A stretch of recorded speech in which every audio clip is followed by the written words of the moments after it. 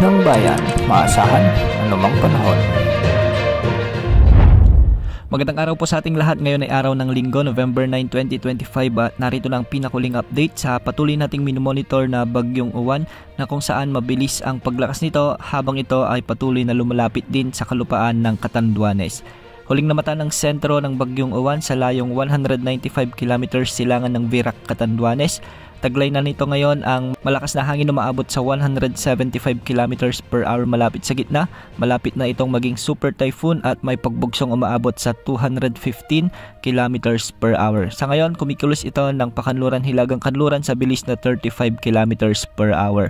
Kung mapapansin natin na panatili ng bagyo ang kanyang lawak na kung saan meron itong sukat na maabot ng 800 km mula sa gitna. Dahil dito, nakataas na rin ang Tropical Cyclone Wind Signal number 4 sa Polillo Island sa eastern at central portions ng Camarines Norte, ang eastern portion ng Camarines Sur sa may Catanduanes at ang eastern portion ng Albay.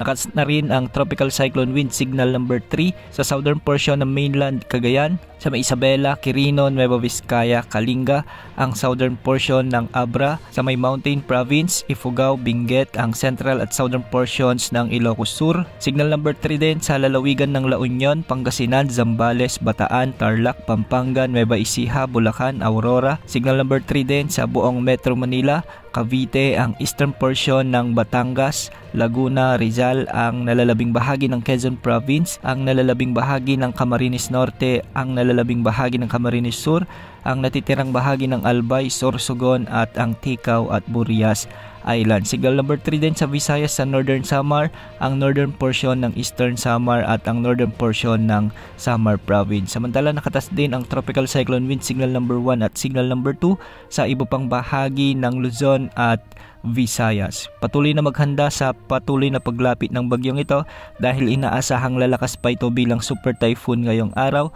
Kaya sa mga lugar na posibleng daanan ng bagyo, lalo na ang Catanduanes na posibleng unang makaranas ng masungit at bagsik ng bagyong ito, patuloy na maghanda at kung kailang mag-evacuate ay mag-evacuate na po kayo. Base sa latest forecast track ng Pag-asa, mapapanatili ng bagyo ang kanyang lakas bilang typhoon category hanggang mamayang tanghali at mamayang hapon. Posibleng maabot na nito ang kanyang peak intensity o super typhoon category habang patuloy din itong lumalapit sa kalupaan ng Quezon Province o sa may Aurora. Ngayong gabi inaasahang maglalandfall ang bagyong ito sa bahagi ng Aurora Province. Kung hindi ngayong gabi ay bukas ng madaling araw at pagkatapos ay tatawirin ng bagyo ang mga kabundukan ng Northern Luzon, dadaanan ang mga lalawigan ng Nueva Vizcaya o Nueva Ecija sa may Benguet at lalabas naman ito sa coastal waters ng Bawang La Union. Bahagyang ihina ang bagyong ito sa typhoon category kapag nakalampas na ito sa kalupaan ng Luzon at magkakaroon ito ng pagkilos na hilaga-hilagang kanluran sa mga susunod na araw.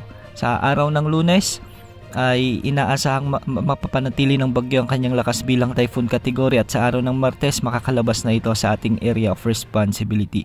Posibleng muli itong pumasok sa ating area of responsibility sa araw ng Huwebes kung saan magkakaroon ito ng recurve direction at tutumbukin naman ang bansang Taiwan. Kaya ngayong araw, makakaranas na ng masungit na panahon ang malaking bahagi ng ating bansa sa Metro Manila, Ilocos Region, Cordillera Administrative Region, Cagayan Valley, Central Luzon, Calabarzon, Bicol Region, Occidental Mindoro, Oriental Mindoro, Marinduque, Romblon, Biliran, Northern Samar, Samar Province at Eastern Samar. Dulot ito ng Typhoon Uwan. Samantala may mga pag-ulan na rin at pagbugso ng hangin sa Surigao del Norte, Surigao del Sur, Agusan del Norte, Dinagat Islands at ang nalalabing bahagi ng Visayas. Dulot pa rin ito ng Bagyong Uwan. Sa nalalabing bahagi ng bansa, asahan naman ang maulap na kalangitan na may mga kalat-kalat na pag-ulan at minsan ay thunderstorms. Patuloy na maghanda at maging alerto sa patuloy na paglapit ng bagyong ito sa ating kalupaan. Yan po ang latest update sa lagay ng panahon. Ito po ang weather update ng bayan, maasahan anumang panahon.